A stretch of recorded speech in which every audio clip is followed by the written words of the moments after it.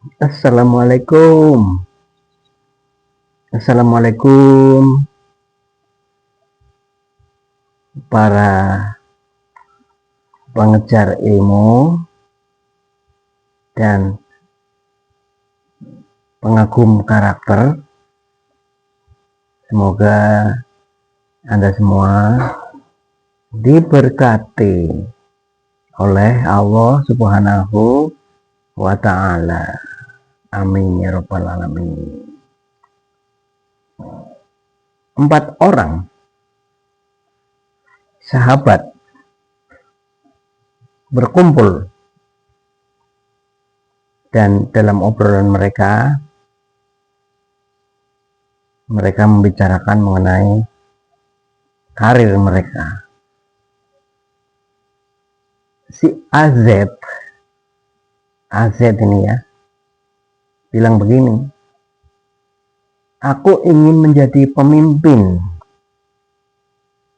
akan aku pelajari semua pengetahuan perbankan.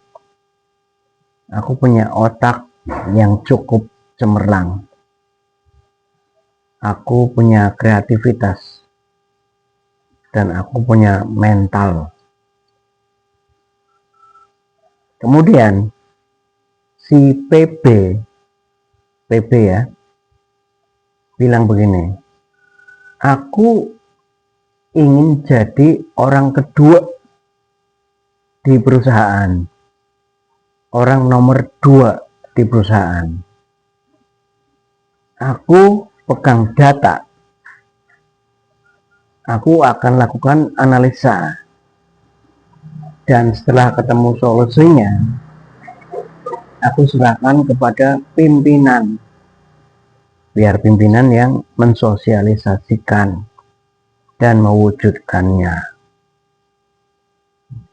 Selanjutnya AM, ini sahabat yang ketiga ini, aku ingin menjadi pekerja saja. Aku ingin menjadi pekerja yang baik. Aku pegang aturan aja. Aku jalankan tugasku dengan sangat baik. Yang terakhir, Mr. AG, aku tidak tahu. Yang aku tahu adalah kerja saja. Teman-teman, leadership itu bukan bakat, tapi prosesnya yang harus dilatih ya sejak dini, baik dini itu usia muda maupun dini sejak dia menjadi karyawan atau wirausaha. Jiwa kepemimpinan saya sendiri nih, saya pikir karena saya anak pertama,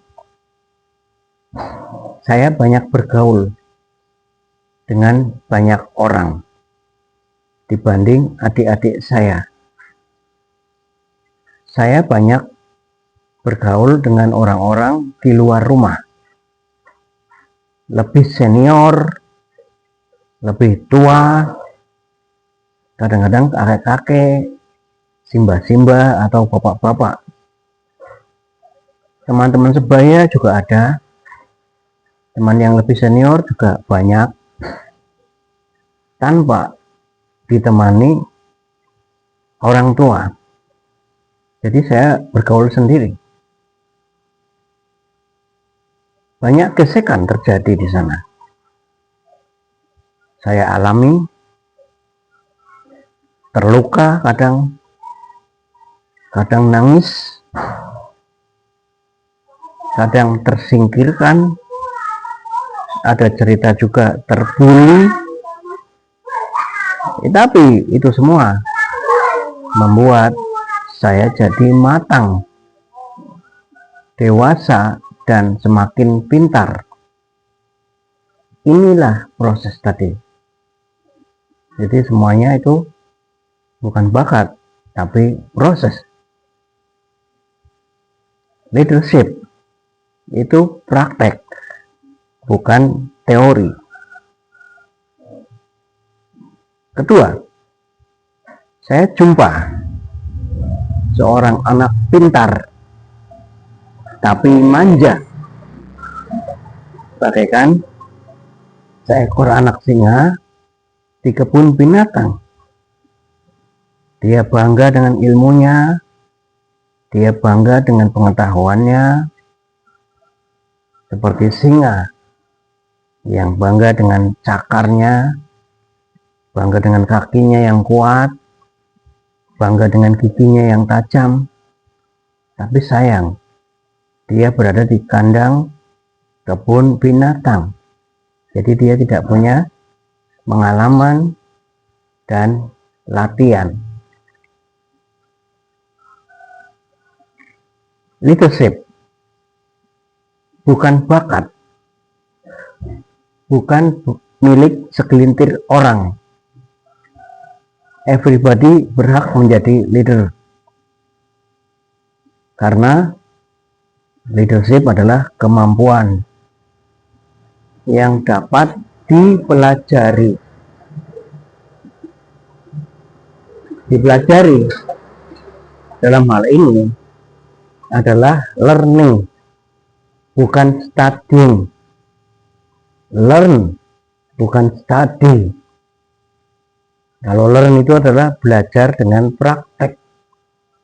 Kalau study adalah belajar dengan buku. Kemampuan yang dilatih. Karena ini learning, jadi harus ada latihannya. Kepemimpinan adalah proses yang panjang, tidak instan. Pengalaman adalah guru dari kepemimpinan, pengalaman nyata. Kepemimpinan adalah bukan posisi, bukan jabatan. Seorang anak pemilik perusahaan diberi jabatan sebagai direktur, baru lulus kuliah S2,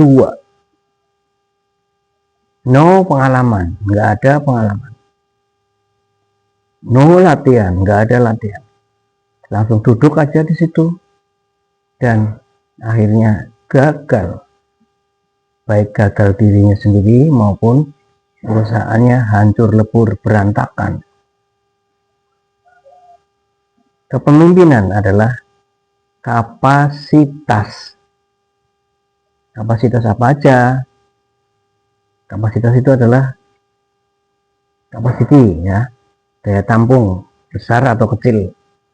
Kepemimpinan adalah kapasitas ambil keputusan, bayar atau tidak,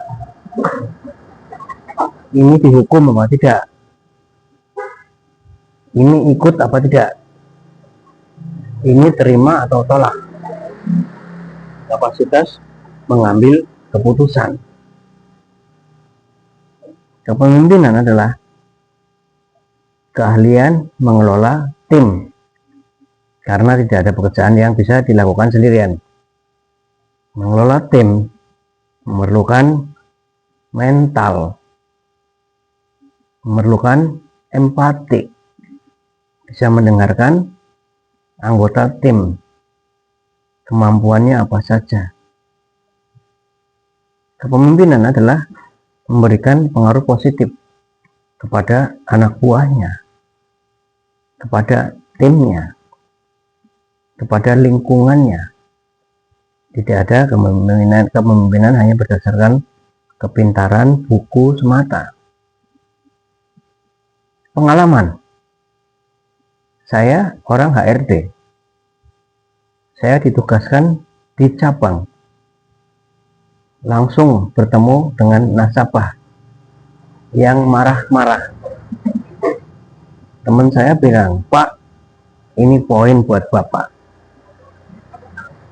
Direktur lain, kepala divisi lain, tidak ada yang pernah langsung melihat nasabah marah-marah. Memimpin itu pertama kali harus bisa memimpin diri sendiri, memimpin kegiatan-kegiatan dan pemikiran yang positif. Di kampus banyak organisasi-organisasi mahasiswa, banyak panitia-panitia kegiatan, banyak komunitas, banyak proyek-proyek yang bisa diikuti oleh mahasiswa. Di sana ada perbedaan pendapat, di sana ada konflik, ada tanggung jawab, ya kan? Ada mahasiswa yang tanggung jawab, ada yang tidak. Jadi kita langsung mengalaminya. Dukungan orang tua, dosen, itu penting, tapi hanya merupakan poster saja.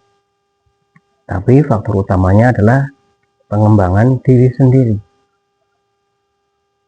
Komunikasi dan empati tidak hanya dari pinternya pemimpin memberikan arahan. Itu sama aja yang pemimpin hanya bisa menyuruh. Juga harus bisa mendengarkan, harus bisa memahami pandangan orang lain, harus bisa menyampaikan visi-visinya, pemikiran-pemikirannya, ide-idenya dengan jelas. Itu juga penting.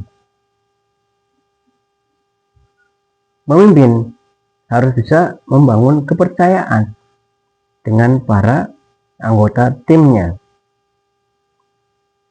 Dan yang terakhir, cobalah berpikir cerdas dulu, baru kritis. Karena Anda ingin kritis, tapi kecerdasan Anda kurang. Ini yang sering terjadi. Isilah dulu kecerdasan Anda dengan ilmu pengetahuan, barulah Anda kritis. Itu yang membuat negara dan perusahaan Anda menjadi maju. Terima kasih. Assalamualaikum warahmatullahi wabarakatuh.